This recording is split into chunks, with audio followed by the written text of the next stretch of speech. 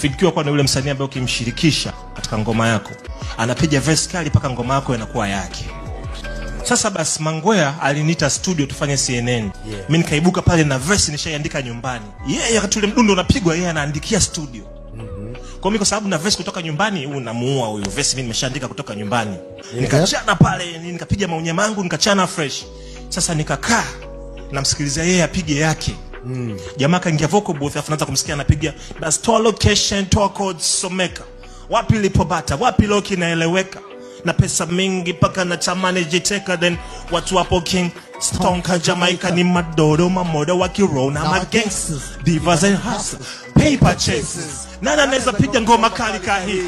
Nana anaweza piga hapo nikafuata Majani nikamwambia Majani usitaki kuniletea mambo ya kishamba wewe, narudia vesi yangu. Narudia vesi. Majani akacheka sana akanambia uko unajionaga Tupaki wewe, leo umekutana na kiboko yako.